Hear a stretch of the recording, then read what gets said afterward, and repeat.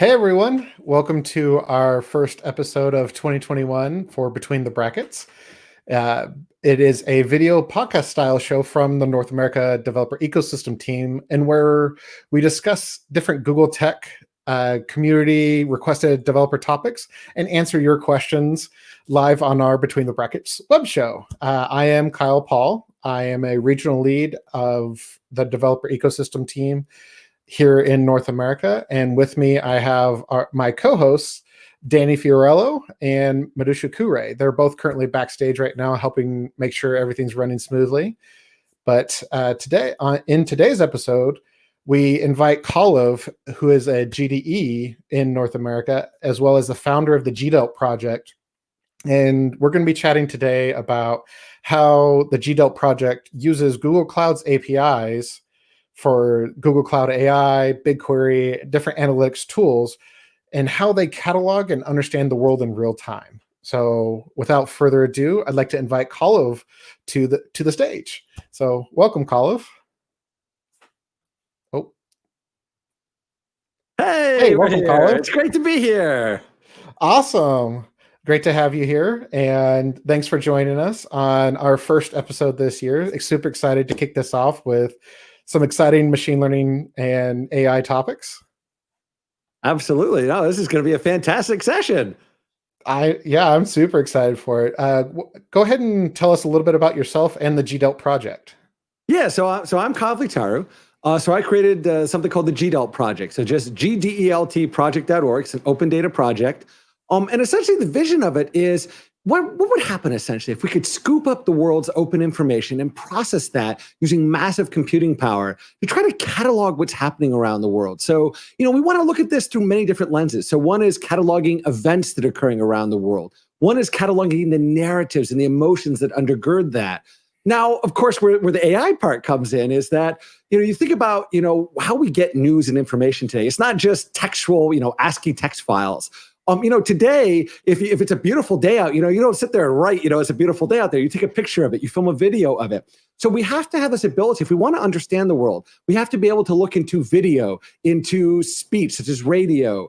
We have to be able to look into still imagery and text. We have to look across all those modalities to be able to analyze all that. But then also, once you analyze this stuff, we have to be able to understand it. And so, this ability to then take, this enormous archive of AI annotations and then try to make sense of the world. Awesome. And small goals. Small goals, just little ones. So I looked into the GDELT project a little bit, did a little bit of research prior to the show, and you're categorizing stuff from all over the world. So you're looking at video, audio, photos from all over the world. So this takes a lot of computing power. So what are some of the tools that you're using to do this?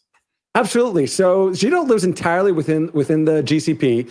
So we make primary use of compute engine. So that's where most of GDELT lives, is scattered across compute engine, actually scattered across different data centers across the world. And then using GCS as its backbone, if you will. So essentially you can imagine that, for video and audio and other things, those are streaming in from different ingest points across the world. All those go directly to GCS.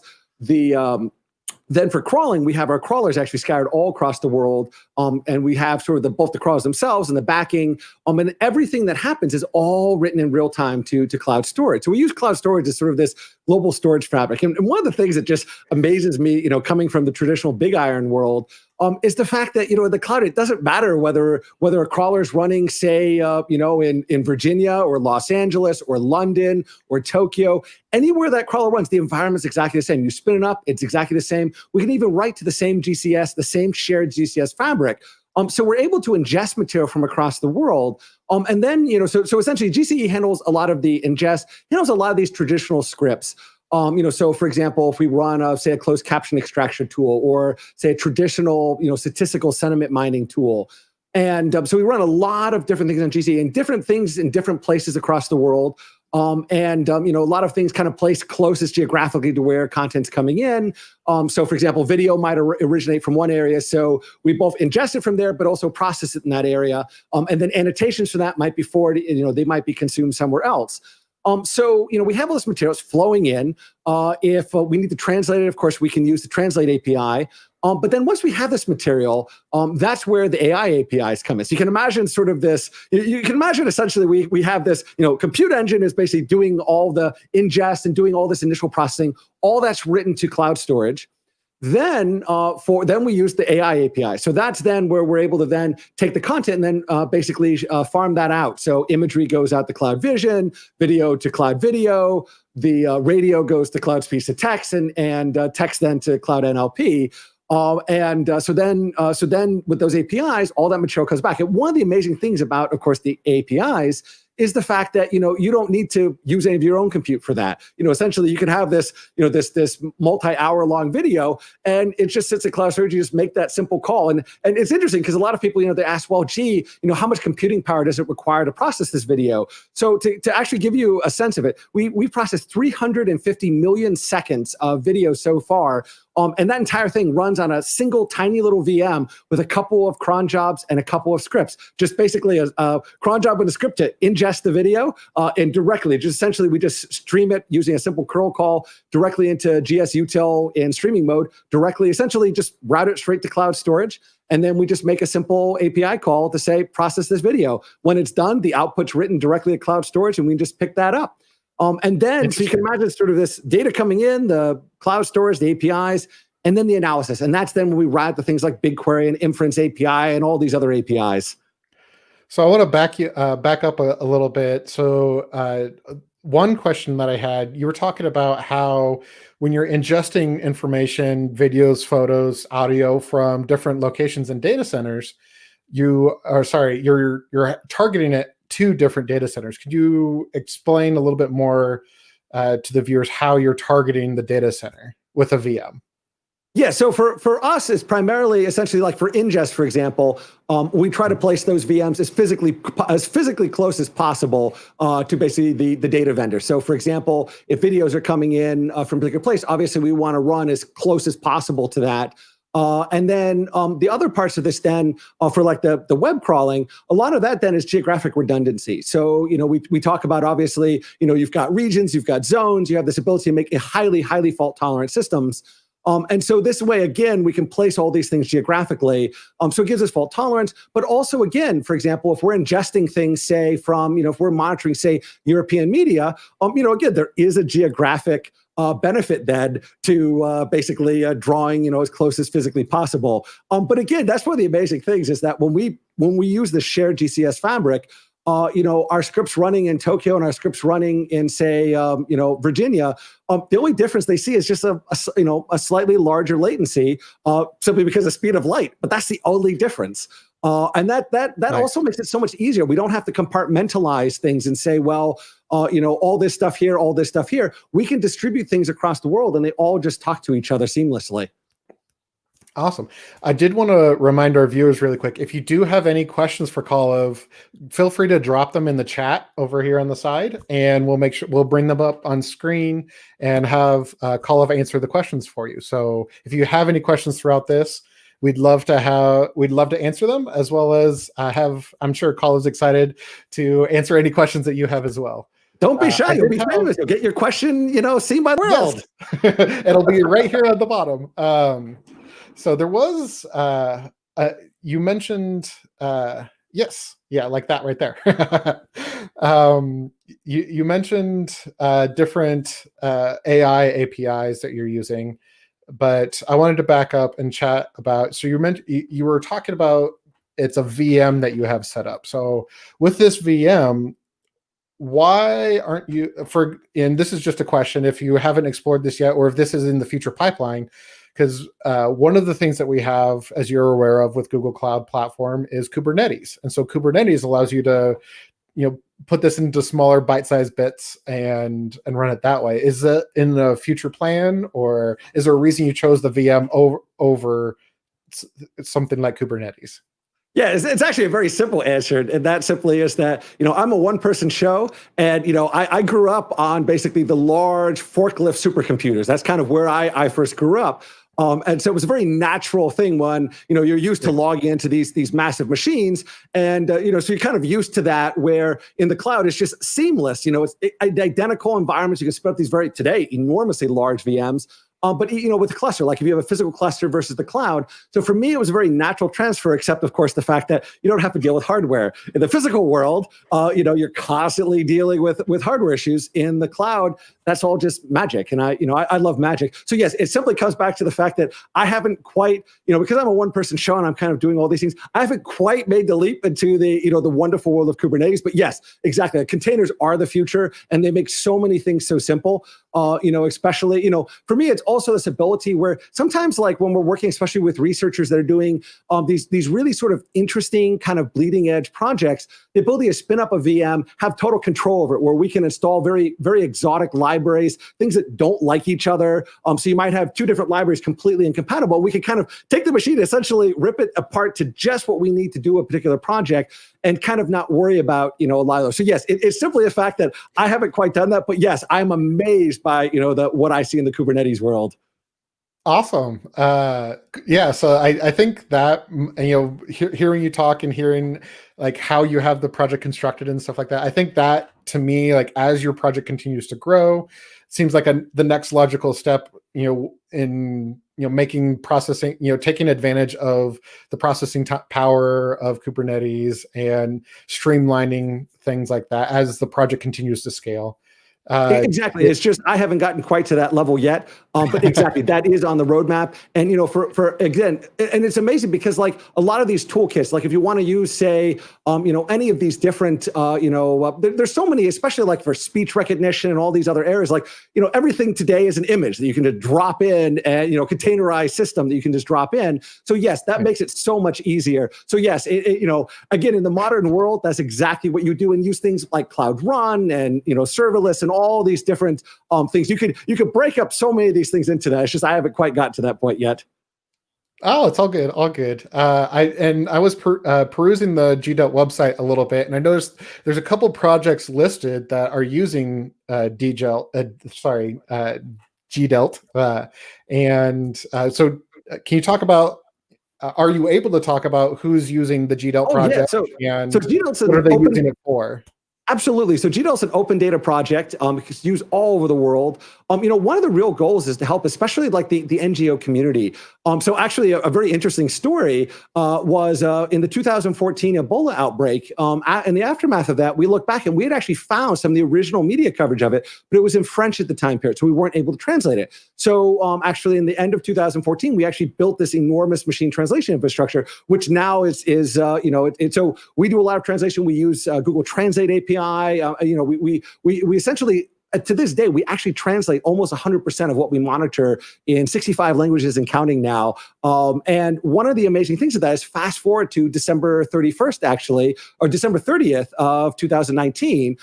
And because of that machine translation, we were actually able to pick up some of the very first news coverage of COVID-19. And actually, this company, actually a biosurveillance company up in Canada, Blue Dot, they actually have built their own machine learning models where they ingest our feed every 15 minutes and then analyze it using their own machine learning models to look for disease outbreaks. They were able to flag that and send out a worldwide alert on December 31st of 2019. Other groups are looking at wildlife crime around the world.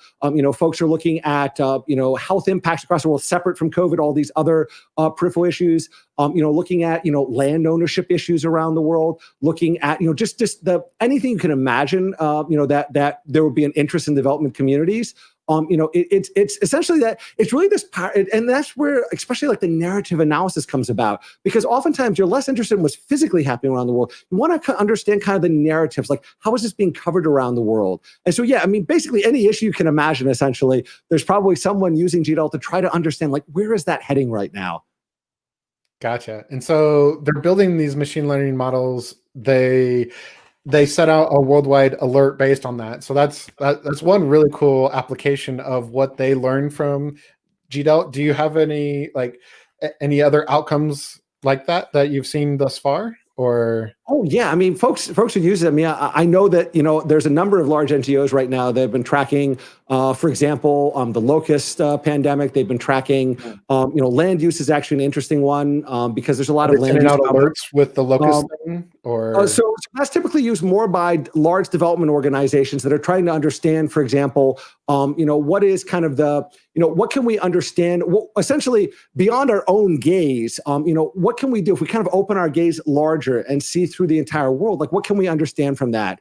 And so this is a big thing because if you look at, or the refugee crisis is another great example of that, where, organizations, they, especially ones that are on the ground, they tend to have that narrow focus.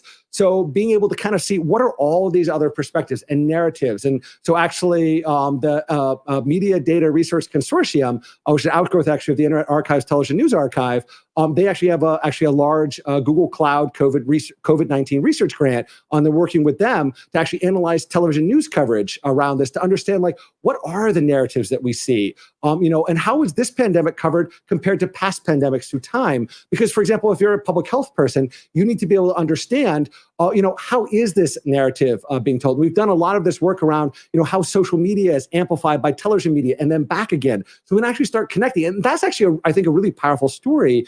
Is, traditionally we look at things in isolation. We say, I'm going to look at social media, or I'm going to look at, say, just a little bit of television, or maybe just web. Usually it's kind of web or social media because those are easy to get.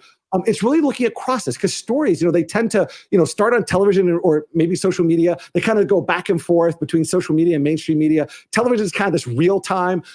Talk radio is where people kind of digest and talk about it. And then web's kind of where you get all the details there. And so again, like this ability now to look across those. And because Google, for example, has this shared taxonomy, so the Google Knowledge Graph, all the AI APIs share that. So that means that, for example, the video API picks something up. We know that, for example, if we pick up an NLP, a textual reference to that, we know that these are the same entities. They might be referenced differently, but we know that this is, there's a unique identifier associated with everything. So that to me is this really powerful kind of story of these real-time alerts, trying to look across the world. And people do amazing things with it. There was an amazing project a couple years ago looking at global coverage of the refugee crisis. Like, how is that being covered? Media scholars use this very heavily to look at who's saying what about what, and what are the parallel narratives that we see across the world. What are the stories that are like right now being here in the U.S. What are all the myriad stories happening right now that I'm not seeing in the media? So this is again these really fascinating, like, public good things of how can we use data for good to really answer these fascinating questions about society, like these really powerful questions. Awesome. Yeah. With this, I know we'd previously talked a little bit how because you were explaining how other projects are using the GDELT project and building machine learning models on top of the GDELT project. And you and I chatting before, you talked about that you're using some machine learning models to help identify, because you mentioned the knowledge graph, you mentioned using the different AI APIs. Like, so how are you using models? How did you build the model? Can you talk a little bit about how you built the model, how you trained the model, that kind of stuff? Yeah, so actually, I'm not an AI person, so it's actually funny. I did my PhD actually was in 2013, so right at that cusp when everything changed. So it's kind of funny because I was an information science person, and one of the findings was the neural network tools at the time could not perform as well as statistical tools. Now, of course, fast forward to today, and it's so different. And so, I'm not an AI person. So I don't, I'm not someone who knows, gradient descent and all these things. My eyes kind of glaze over in some of these papers. And again, like, this is one of the powerful things of the cloud is that, things like TensorFlow are amazing, amazing tools, but you're responsible for building the models. And if you have the AI background, it's absolutely incredible. But for someone like me, I'm like a, sort of a traditional heavy, like a data science, like a non-neural, sort of a, line of business person, where essentially, I have all these grand challenge questions that I need AI assistance for, but I don't know how to begin building a model. And so that's one of the great things with GCP is you have, for example, cloud video, cloud vision, cloud speech to text, and cloud NLP, where you don't actually have to build anything. So with the video model on television news, I don't know how many total categories it recognizes, but I know on television news, so literally I just, have these video files that arrive. I put it through cloud video, get back results about 30,000 or so objects and activities it finds in broadcast news. Who knows how many total it can recognize. But again, I didn't have to do anything. I literally have a file sitting in cloud storage. We basically ingest it to a secure bucket. We simply call the video API to analyze it, and within a short duration, there's a file sitting in cloud storage. That's the full annotation. And what's amazing too is the machine. It's frame by frame. And so you get these, even microscopic, like, television news, especially advertisements, they love to do this fast paced all over the map. It's frame by frame. You have that. And the ASR, so we've actually looked at comparing. So Google's native ASR, you can use it today. There's no programming, no model building. You just cement it directly to cloud video or cloud speech to text. And what you get back from that, so we've compared that to the human closed captioning. So in television news, there's actually literally, when you watch a television news broadcast, there's literally a human sitting there while you're watching it while you are frantically typing as fast as they can. And what we're finding actually is that ASR today, the automatic speech recognition today, actually is as accurate and typically outperforms those humans. So we actually took these human-generated transcripts, compared them against the ASR, and they're nearly identical. And actually, usually when there's a deviation, is because the ASR caught something the human did not.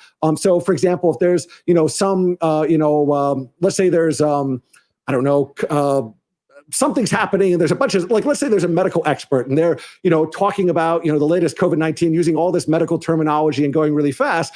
A lot of times the person just sort of gives up on life and there's large gaps where there's nothing. The machine just plows on through that.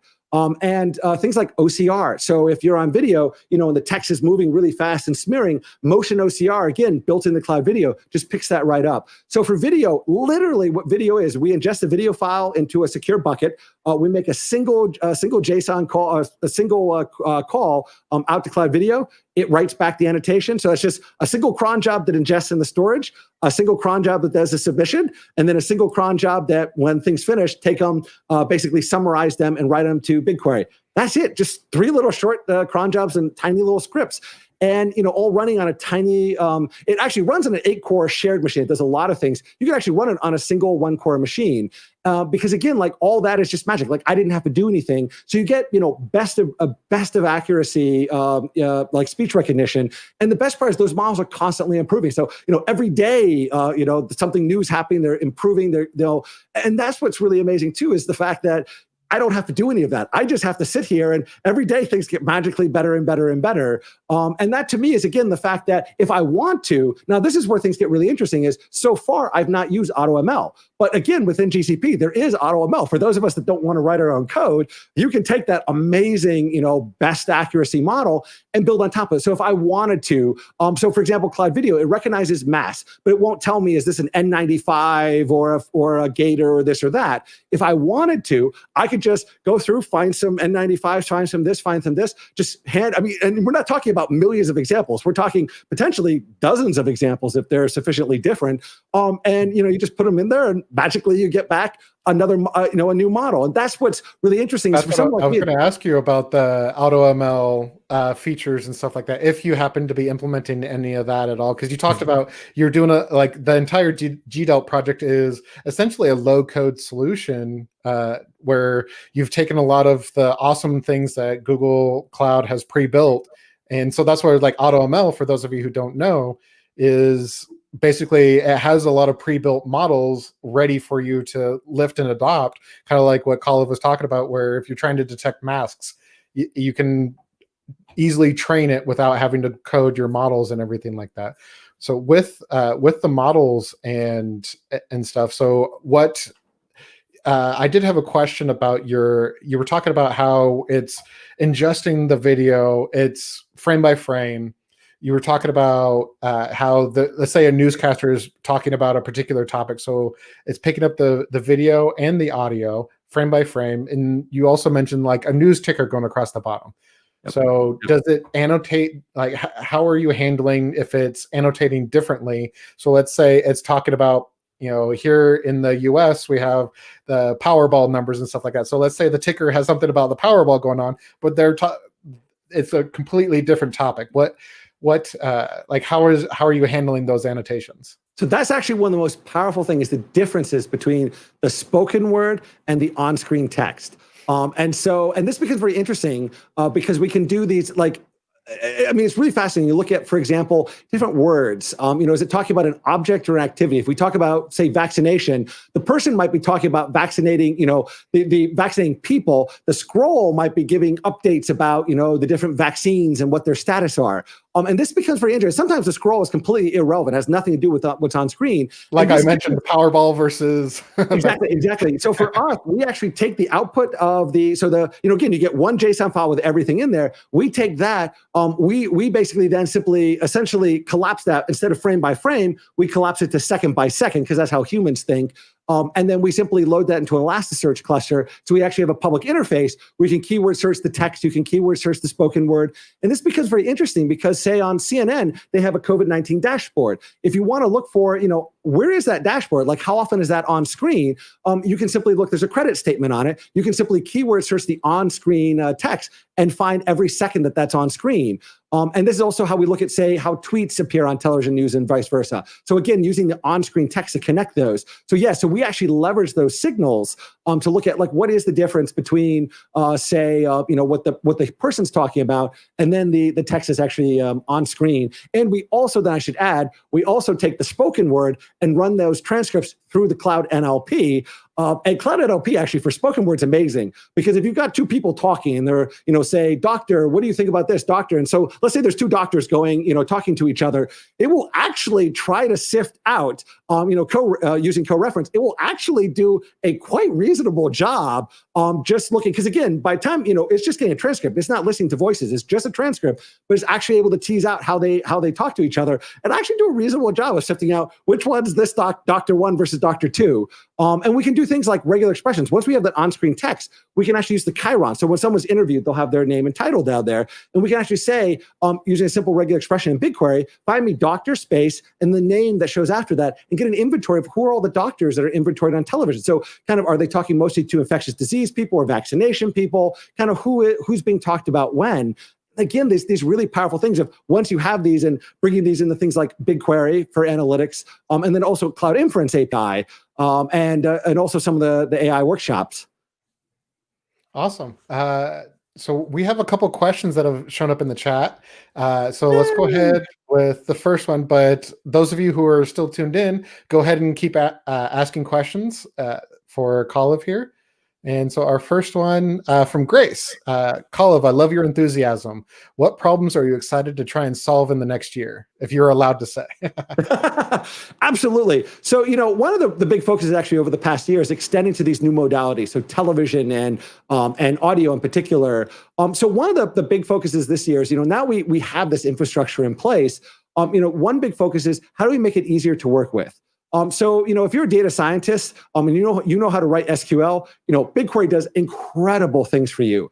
So one of the things that we're trying to do is, what about, say, someone like a journalist, for example, who's not a data journalist? How can we make it, how can we wrap these tools like BigQuery in front of user-friendly interfaces so you can just sort of click and say, I'm interested in who the doctors are, and magically have that happen? That's something that we're very interested in, is sort of these wrappers of, bringing, again, these APIs together and making it simple. So, for example, we have this search engine where you can keyword search the spoken word and the OCR for all this television news going back a decade, for closed captioning, and then about a year and a half, or about a year or so, for the video annotations. So that's an interface we built around that using Elastic. So essentially, we take the AI API, the AI annotations, we process those, we put those into Elasticsearch cluster, and then we have a web front end around that.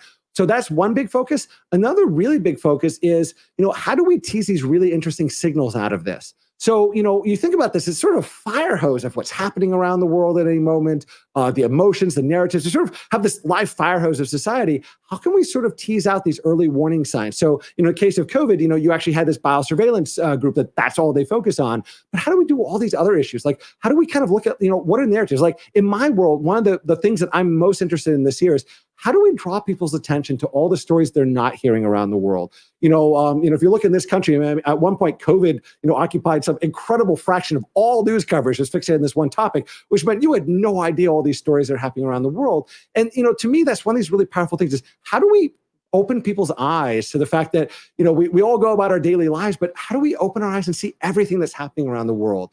How can we help people kind of understand all these myriad stories? So it's really, if you kind of step back, is how do we make it easier to deal with, I think, As of 2 years ago, it was 3.5 trillion data points. That number is much, much higher now, probably in the tens of trillions of data points now. So essentially, how do you take this enormous fire hose of data and make it simple for non-technical users to work with? And then, how do we start telling these incredible stories? So how do we use these tools like BigQuery and Inference API and AI Workshop? And some of things like AutoML tables is actually something I'm very interested in. For those that don't know, AutoML tables, you can basically put essentially a spreadsheet in there and say, take these columns and predict this column, and it's just magic.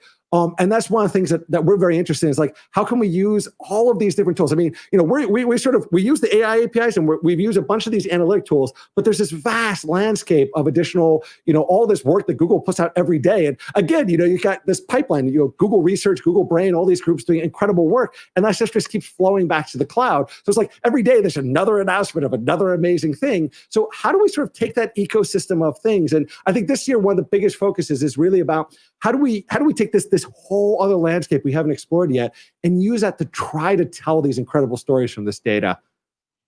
Very cool. Very cool. I know I have a ton more questions, but we have one more question so far that I've seen in the chat. If we can get that one on screen. From Raphael. Do you use any configuration management tools like Puppet to quickly set up your VMs if something fails? So what are you using to make sure your VMs fail over and stay out? So I'm actually relatively simple. That again, this comes from the fact that I am an old school person, in that I still use Perl. Actually, believe it or not, I am actually a heavy Perl user. But there's precious few people out there that can say it there, and that's also because again, like and for me especially, because I used to do computer graphics, virtual reality, where everything you weren't just writing C, you were writing C and using optimizing HPC compilers. And one of the things for me that one of the reasons I use Perl is the fact that you can walk back and forth between C. You can take a Perl script, add a few definitions and compile it. So I'm a little bit old school in that regard. So I don't actually right now use a lot, because I know like GCP has these incredible tooling for this. So I don't use a lot of that tooling. For me, like for the VMs, essentially, like we use machine images for them. We use constant regular snapshots of them. And so, and one of the things that I focus on a lot is building these highly redundant and resilient systems. And so, that's something, that I focus relentlessly on, is systems that can really essentially deal with enormous damage and survive it. And so, for example, like we don't use a lot of like SQL, like we don't use SQL databases anywhere internally. We use Elasticsearch. We run separate Elasticsearch clusters that are independent of each other.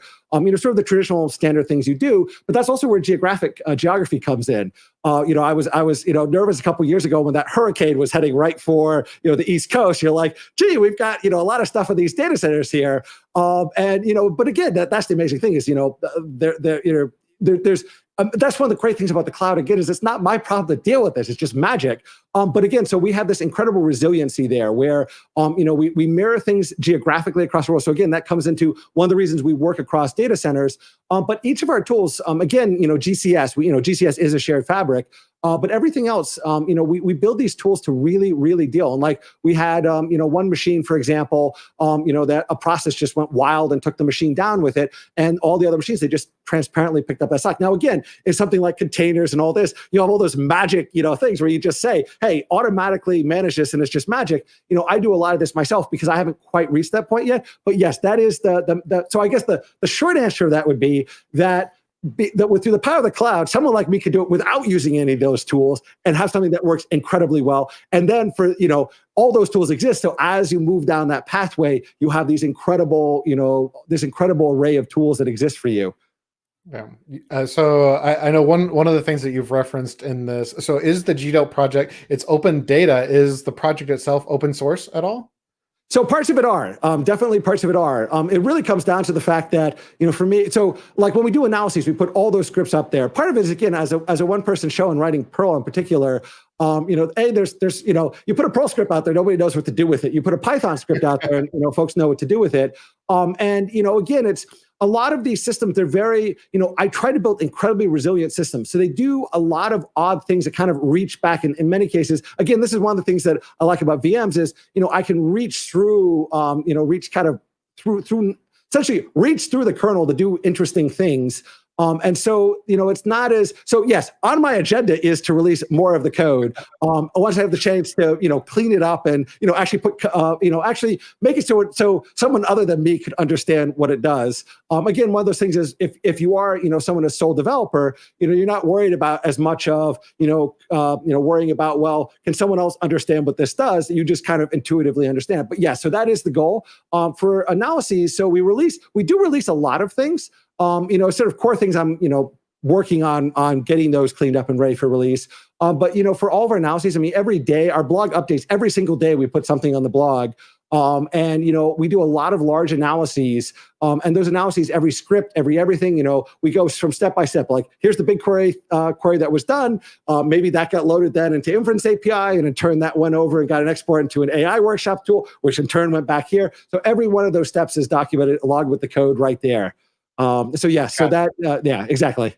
It's in the future pipeline. It's exactly, a goal of yours. Exactly. It's something you want to reach towards. So I know we have a very strong developer community out there that loves to contribute to open source. So if you do decide to open it, I'm sure there's many that would be interested to help you out here, because I know that there are a bunch out there that are asking the same question as me. Why not Kubernetes?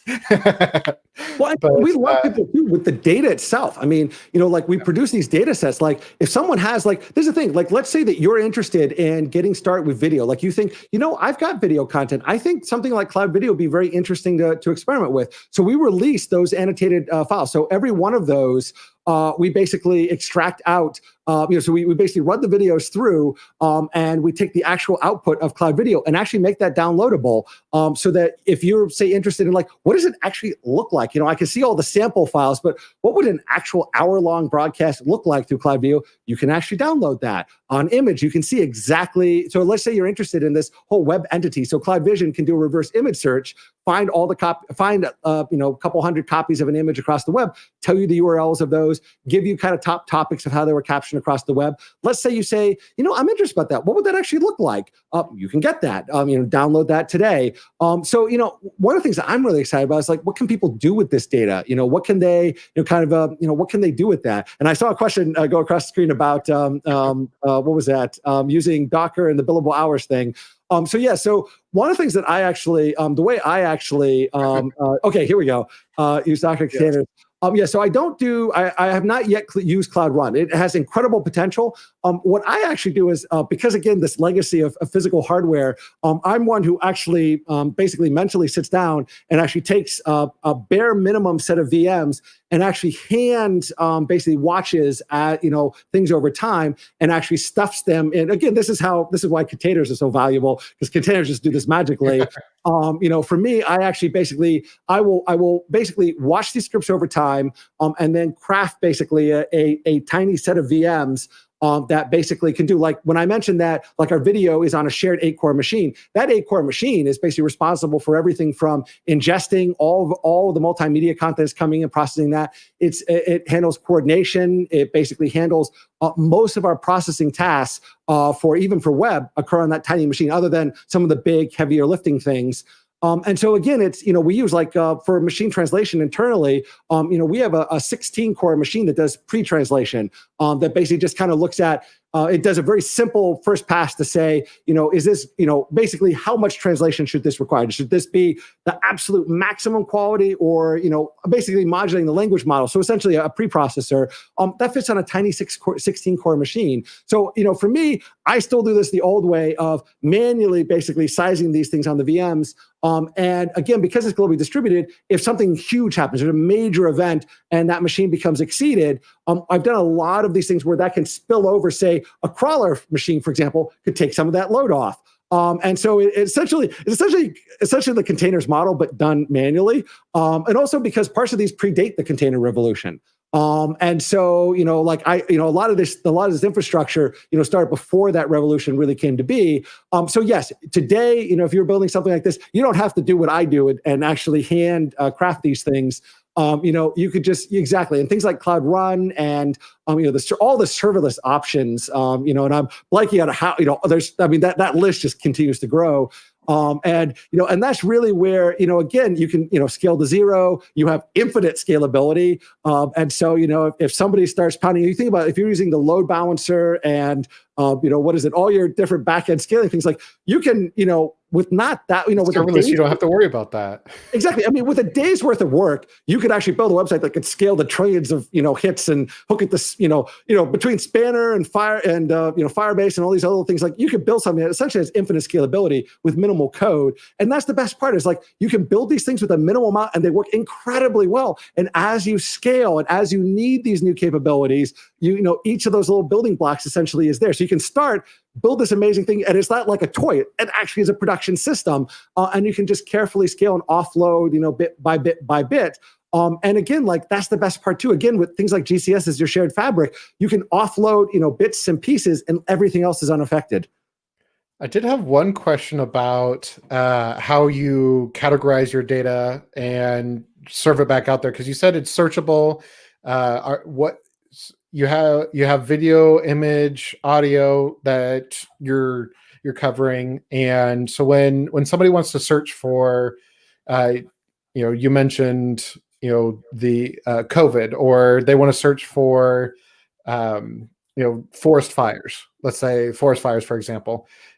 Is this search indexable? Like I only want to see textual references, or is it weighted differently whenever like you just search forest fires? Is it going to show only videos? Are the video references higher weighted, or? So that's actually a fantastic example. So GDELT today actually, and that's actually, I should have mentioned that too in like my vision for this year. So GDELT today is basically this collection of a whole bunch of different specialized data sets. So video is its own data set. And there's actually two different data, or actually more now. Like we have a data set in video that is the raw output of Cloud Video API. So, if you want to, see what the actual output of the API, and you need frame, level data, like that's for you. We then summarize that to 1 second airtime. So we essentially take that, collapse it down to a very, very simplified version that can be loaded into an Excel spreadsheet if you wanted to. That's another data set. We go through and we actually use something called captioning mode information to actually tell us for each second of airtime whether it's news content or a commercial break. And that's another data set. So you can use that then and filter out. So you can say, for example, I only want forest fires that aren't mentioned in advertisements, and so you could join these together. So right now, it's all these parallel data sets. And so traditionally, like if you go into BigQuery, you'll see all these different data sets in BigQuery. And actually, one of the things I should mention too is everything we do is written in the GCS. You can download it directly, and we also mirror it into BigQuery. And so we actually just have BigQuery as a mirror of the data. And that's actually a really neat model where you don't have to deal with APIs. We just literally load our master files into GCS. And each time a file is loaded, we just tell BigQuery, append this to the table. And so, you don't have to, you think about BigQuery, it might be kind of scary if, my God, this thing is this enormously scalable system. How do I write data to it? You don't have to worry about that. You just write it directly in the cloud storage as you always do, and just ingest it right in. And so we look at it in terms of like BigQuery is where you can do you can join all these different data sets together. For our interactive search engine, we have one where you switch between video, audio, imagery, text. So you have to switch right now. That's actually one of the goals. We've done a number of these. So right now we've done largely research things. Like, for example, we wanted to look at how tweets are covered on television news. So we actually did this big project where we scraped basically television news, look for tweets, combine those with Twitter data, and actually then could tell you, here's each tweet that appeared, and here's this actual Twitter ID. So you can look at like amplification and kind of the duality. So that was a special project where we did this enormous analysis there. We've done some really neat ones comparing radio to television coverage of different topics and how those alternate and vary. So right now there's different data sets. Again, one of the goals is to combine those together. So it's not necessarily searchable right now via the website. It's like they have to ingest the data set and then filter it that way. So for the full text, so we have, for example, something called summary.g. So if you just go to summary.gdeltproject.org, you'll go to something called GDELT Summary. So there you can switch between, for example, searching television news, where you can search 10 years of closed captioning. That's in collaboration with the Internet Archive. You can also search the AI annotations, again, in collaboration with them. And so you basically say, I want to search 10 years of closed captioning, or I want to search the AI annotations. And the reason we have different interfaces there is for closed captioning is just keyword search. For the AI annotations, suddenly you have so many different options. You can search the OCR, the ASR, the captioning, the visual tags, the NLP annotations of the captioning. And so there's a lot more power behind that. Information compacted. And so it needs a different interface essentially. But that is, and then for all the other myriad data sets, so all these other data sets that we generate, so like for imagery, you can search essentially the basic video or vision API tags you can search. But let's say you want to search, say, the EX5F metadata that's in there. Right now, we don't have an easy interface there. That's coming. That's typically where you then go to BigQuery to do those more complex analyses. And so actually on our blog, we pour out every week a steady stream of like, what can you do with this data set? How could you do? And really interesting, we push boundaries really of like BigQuery, for example. You don't really think of BigQuery as a network analysis tool. We do that. We've actually made trillion edge graphs inside of BigQuery. You just run a single block of SQL. You can build a trillion edge graph, build it out, and then collapse it down to just the subset you want. Which again is really amazing because again, you're scaling at BigQuery scale. So we do a lot of these things of that. But yes, so that's one of the goals is to make it easier to unify across those data sets. So that's one of the things we're working with this analysis side is basically building a front end that sits back against the GCE cluster where you'd be able to say, for example, I want a co-occurrence graph that combines imagery objects with video objects with radio and web. And today you could do that, just be a big SQL query in BigQuery. We would essentially construct that for you, execute the query, bring it back, so you don't have to know the underlying SQL. Again, that's definitely something we're looking at. Gotcha. So I have two more questions. Well, I have two questions, and then we have one more question from the audience to finish out. But the first question, this is kind of a fun question. So you were talking about your whenever something gets put into Google Cloud Storage GCS, you find that and append it into your BigQuery. Are you using Cloud Functions for this?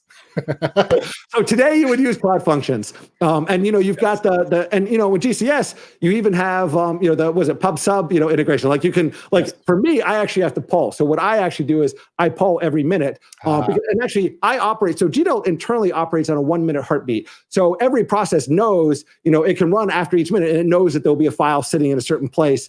But yes, that is again the powers that you can do is you can literally set this up so every file that gets written automatically gets written in the BigQuery. You can do a lot of that magic. I just haven't quite gotten there yet. Again, that's all on me as one person. But yes, that is again amazingness of GCP.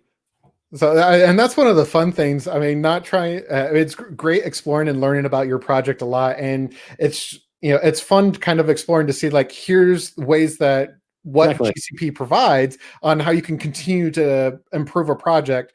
Even though this might have started a couple years ago, you can still continue to improve a project and still have something that scales on GCP. Exactly. Yeah. And then, so of the APIs, because you talked about NLP, the Vision API, the video APIs, all that, which one was your favorite to work with? Oh, geez. I love them all. They're so easy to use.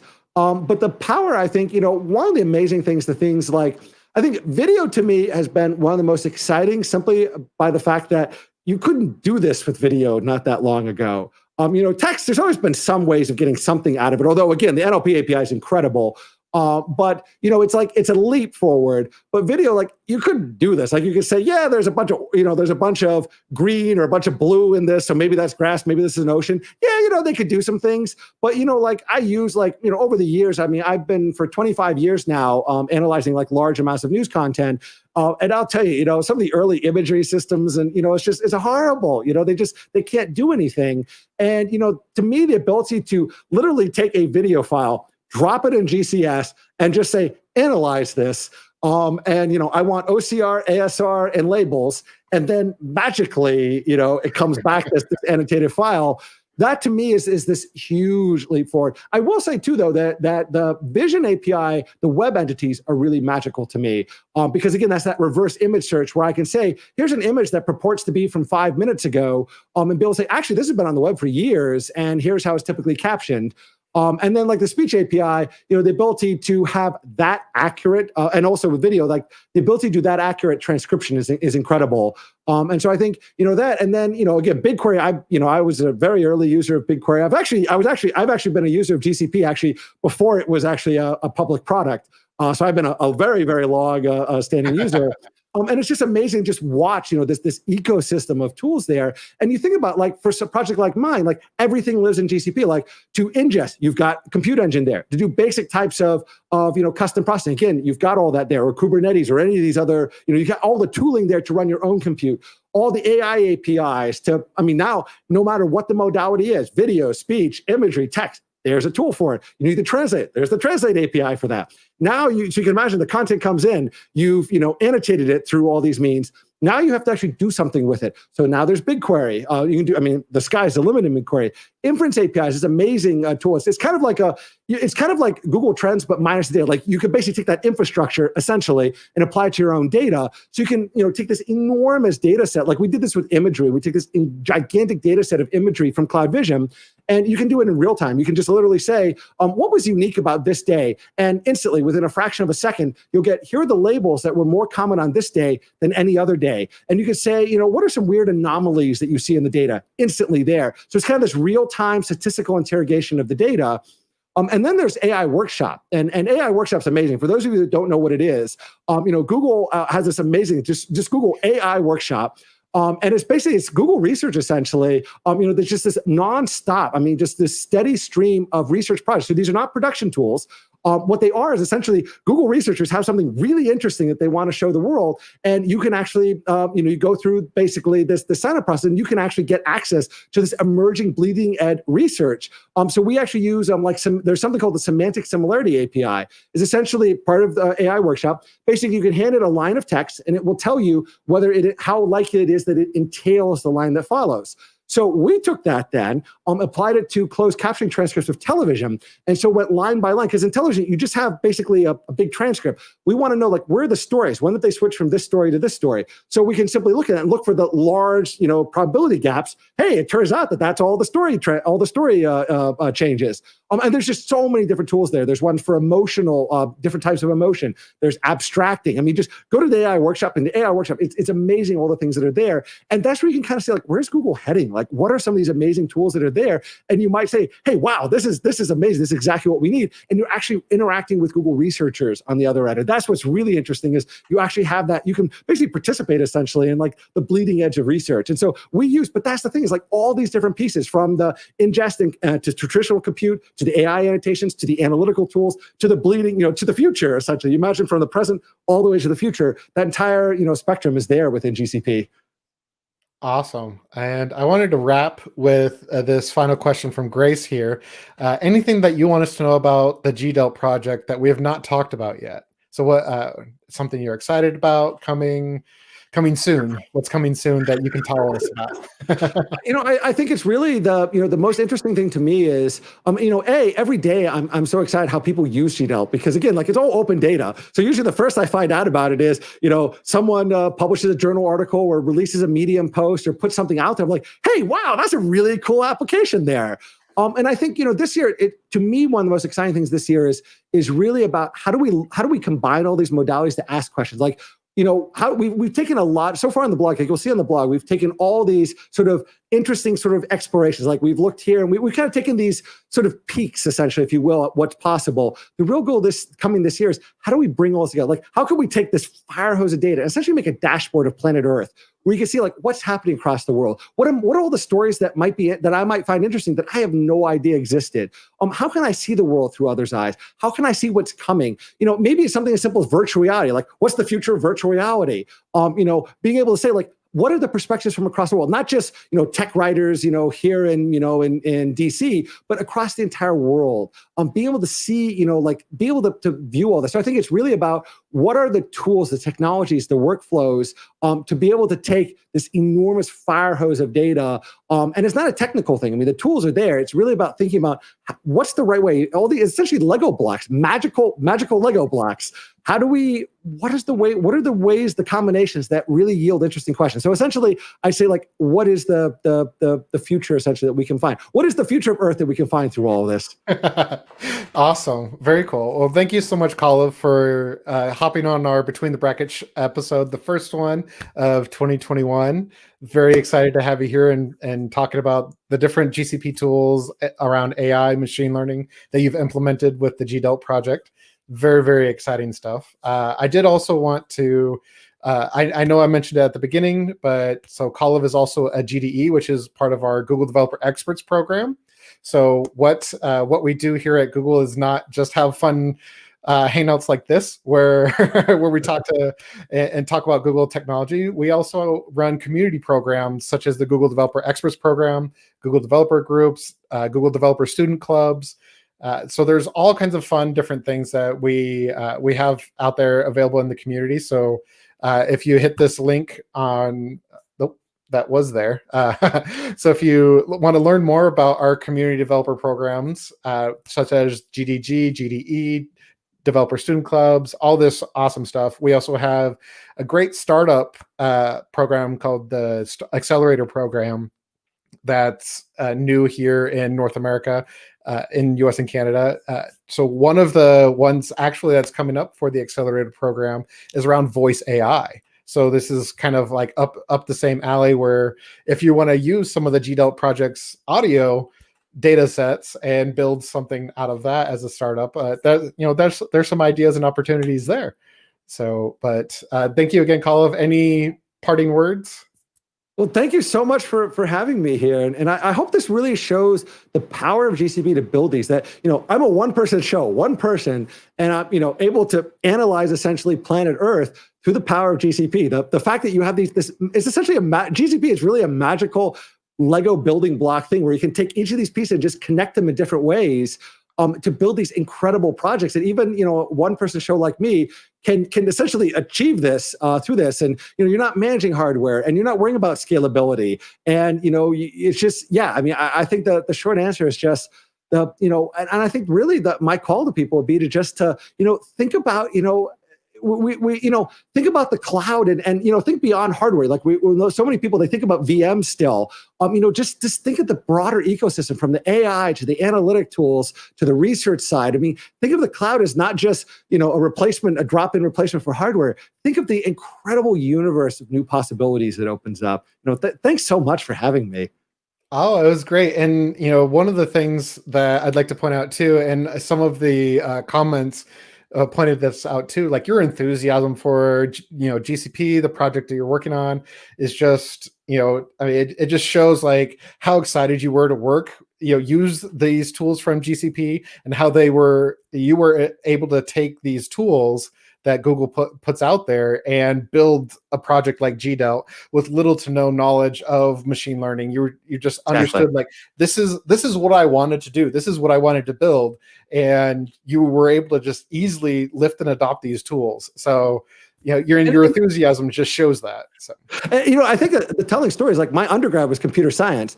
My PhD, though, was information science. I'm someone who, I'm not interested in studying computers for the sake of studying computers. My interest really is, what can we do with these incredible machines? So, something like GCP is like that perfect pairing where I'm not worried about building models or the latest AI research or, like with BigQuery, like how do I analyze a petabyte? I think with BigQuery, you can table scan a petabyte in 4 minutes. I'm like, I don't have to understand, like, how on earth is that possible? Or, a spanner with, GPS and atomic clocks and all the, incredible synchronization. Like that's the thing for me is I'm a user. Like I want to solve the world's grand challenges.